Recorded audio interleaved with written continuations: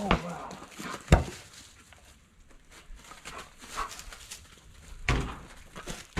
Hey, get.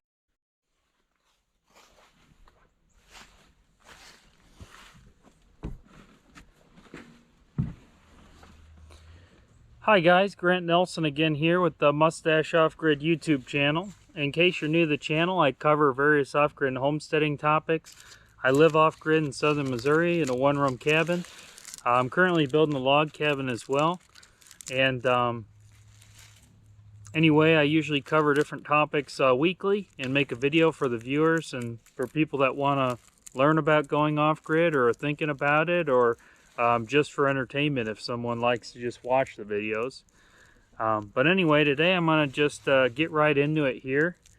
I'm sure most people in America are aware of the egg prices and everything that's going on with the change of regimen and the government and everything like that. And as far as that goes, to me, you know, it's just another reason to live off-grid. You know, it's a reason to, even if you don't live off-grid, be more self-sufficient and get yourself some chickens. You know, that's a good place to start. I've heard a lot of homesteading channels talk about chickens, you know, as the first animal, being a homesteading drug, you know, or whatever, but I don't consider it a drug. I just consider it, you know, better eggs in the store, and better quantity of it, and not really that expensive to raise. You know, it's just something that people have been raising chickens for hundreds of years, and you know, people don't want people to raise chickens nowadays with this, you know, the government thinks they can control it, like some sort of monarchy where the king can just stop the peasants from producing food, I guess. Trying to control, you know, the food production. That's what our government really does a lot of the time, and sometimes they try to increase it. Sometimes it seems like they just don't want people producing their own.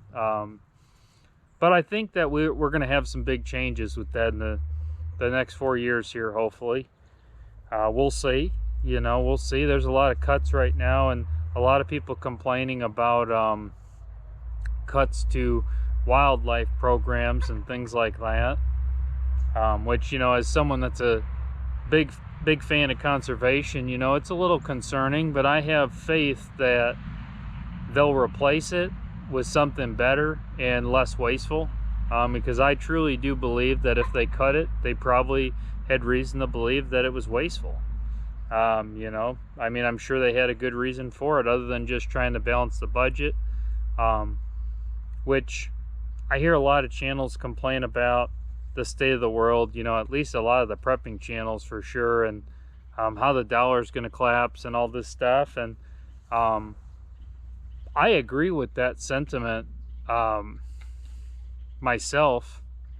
And if they don't pay down the 36 trillion in debt, our debt doubles about every 4 to 8 years currently.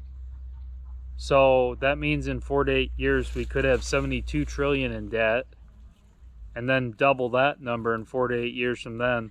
You know, where does that leave the country in the next 5 to 20 years?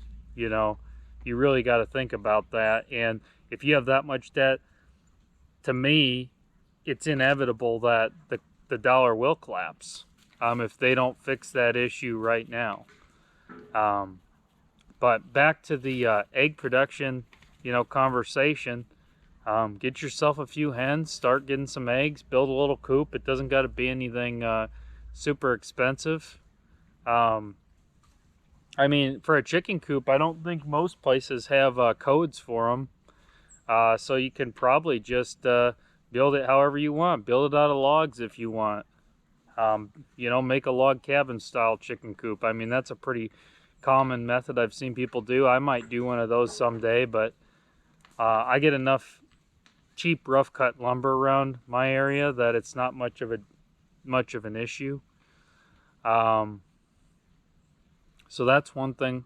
If you don't have chickens already, if you're not already homesteading, if you're not already off the grid and you're thinking about it, I mean, it's kind of like when they say the best time to plant an apple tree, and the best time to plant one is 5 years ago, and the second best time is right now. And I really think that that's the case with homesteading and going off grid. The best time to do it was 5 years ago, and the second best time to do it is right now. You know, if you're looking to do it, you know, it takes a leap of faith. You know, that's the truth of it, and it takes a lot of sacrifice to go and do it, and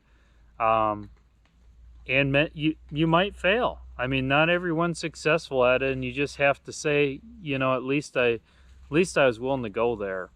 You know, that's one thing I look at, and I feel like I've been successful. I feel like I'm pretty self-sufficient. I've got a nice homestead built up from bare land. I'm raising my own meat and eggs and other things, and I got good wildlife out here, hunting, fishing, trapping, and you know, I'm truly blessed. But I know that the way I did it, I think a lot of people would have been hard for a lot of people. You know, I started in the tent and stuff, so that's just how it is. And you know, for 6 months I stayed in that tent till they delivered my shed building that I ordered. And then after I got that, I put in a wood stove right away because it was fall time, and I knew that it was going to start getting cold soon, and that's how it went. So, but you know, take that leap of faith. Get yourself some chickens, homestead, live off grid. You know, carpe diem, as they say in Latin. Seize the day. And that's the truth of it, seize the day. But anyway, I just came on here to really ramble. Most of you guys probably know the egg prices are high. I'll get back to that topic. One thing I would say about the egg prices being high is the fact that they're calling all these flocks for bird flu. And you know, one chicken house gets bird flu, and with 1 million birds at that chicken house, so they're getting 1 million eggs every day, and one chicken gets it in the whole place, and they kill every single one of those chickens, and that's the issue right now. And then they kill them all, and then they burn them all. Probably burn them all, I imagine. And you know what they really should be doing, in my opinion, I'm not a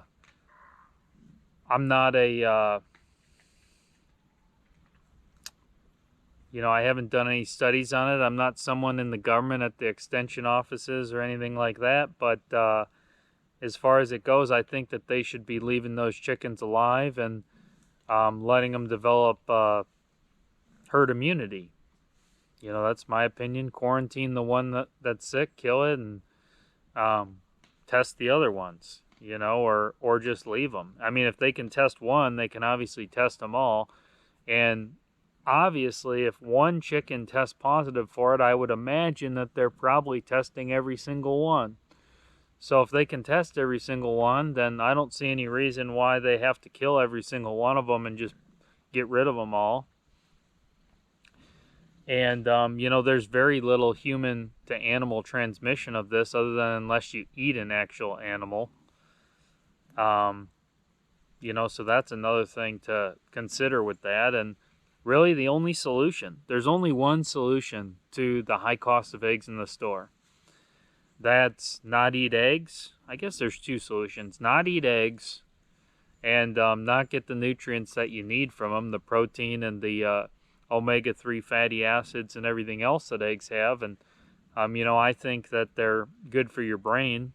You know, in my opinion, your brain is 90+% fat. That's why when you trap an animal back in the day, they would brain tan the hide, because the hide has fats. I mean, the whole brain is, I mean, not the hide has fats, the hide has fats too, but the brain has specifically just enough fat to tan any animal from it. At least, you know, if you're doing the primitive tanning up on the trees. So they call that brain tanning. Some of you might be aware of that, but the brain is 90% fat. And personally, I think the fats in eggs and the fats in meats are the most important for that. And probably some of the fats in milks as well. And on to that topic, here's a little conspiracy for you guys. I kind of think that the way that they designed this food system with mass-produced grains and sugars and everything like that, and is designed to make people dumber. You know, maybe that's just an educated. I mean, I guess it's fairly educated. I mean, it's rational. It makes sense. You know, when you look at the fact your brain uses all these fats, you're sharper when you're eating these fats. I mean, that's scientifically proven. So I don't know why, you know, I guess it's a conspiracy, but, you know, I was at the grocery store the other day, and I recently just started the keto diet, which is high fat, low carb, moderate protein. You can pretty much eat any meat, high fat. You want to eat healthy fats if you can, eggs, olive oil, lard, butter. You want to eat healthy fats, avocados, things like that, nuts on the diet, you know, in moderation. I try to stay below 50 total carbs a day on this diet. You can eat cheese, steak, wings, but I'm on this diet and I started it, and I have plenty of meat. I have plenty of lard that I actually just rendered recently.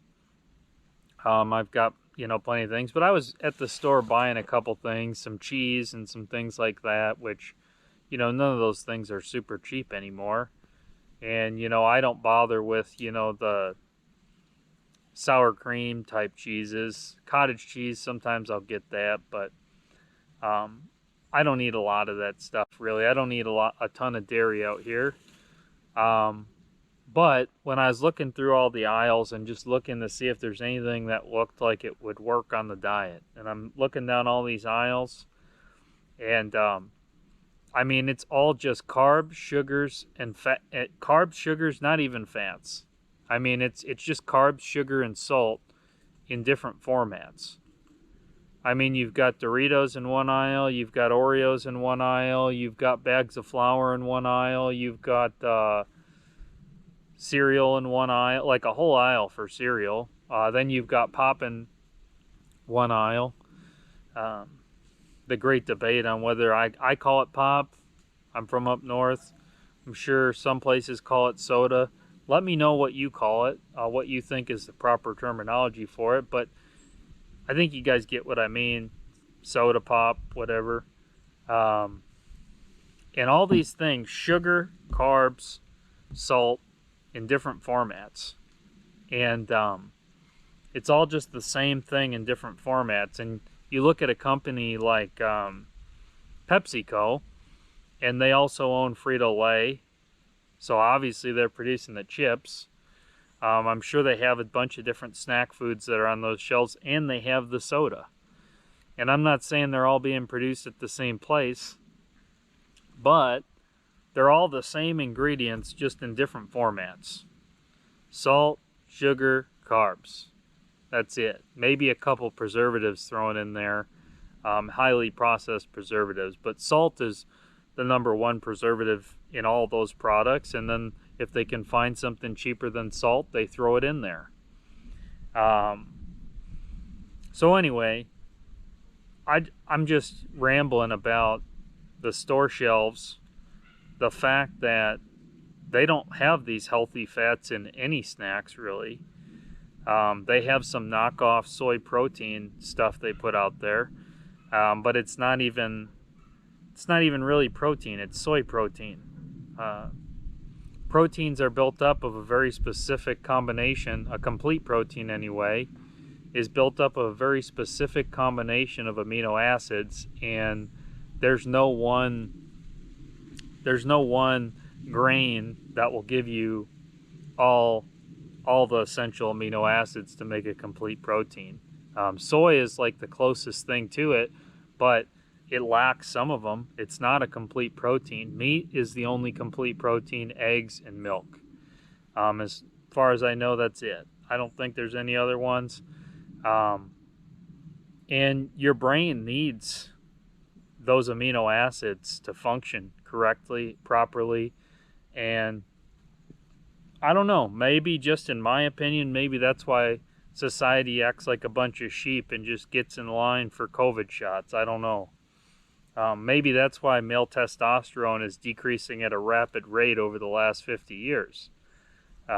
Maybe that's why the reproduction rates are so low. I mean, maybe that's why, I mean, there's a ton of things you could tie to this, on the fact that people are not eating the essential amino acids that come from meat, eggs, and healthy fats. And, you know, that's just an opinion. I mean, it's all conspiracy, but in my opinion, you have to have some of that stuff if you're going to operate at peak performance. And last time I did the keto diet was when I worked in the office, and I lost 60 pounds. No exercise, lost 60 pounds. And this was back when stuff was cheap. This was probably 8+ years ago. And I'll say this, like, I ate like a king. Like, I was getting big old ribeye steaks and everything for like $5 a pack, and now, holy cow, I mean, it's crazy. I'm glad I'm producing all my own stuff. I ground about 30 pounds of sausage the other day. I rendered a bag of lard the other day. So I mean, I've got plenty of meat out here. But it's just the fact that if you're not producing, start, because the way that we have been for years, and be a good country to live in, get the cost of living back down, cost of housing back down. You know, but truthfully, just buying raw land, it's cheaper than buying a house itself. If you get 5 to 10 acres, it's cheaper than buying a house, and you can just pull a camper right in there, put a tent down, whatever you want to do. But just start your off-grid, you know, just go do it. But anyway, I'm going to get going here, guys. I'll keep rambling. Oh, last thing. If you live anywhere where there's a lot of ticks, in the south, I'm in the Ozarks, get yourself one of these. Get yourself some tick crystals, and get ready to put that stuff down, because I had my first one crawling on my pants today. It was about 60 degrees today, and I had the first tick. So I'm expecting, you know, probably the next month or two them to come out again. So there's another tip for someone that is going off grid. If you go in the south or somewhere that doesn't have real cold winters, you're going to want to do that. And keep your lawn mowed. That's another thing. But anyway, hope you guys all have a great rest of your day. Thank you for watching the channel. And if you enjoy the videos, feel free to like and subscribe. Thank you for watching, and God bless.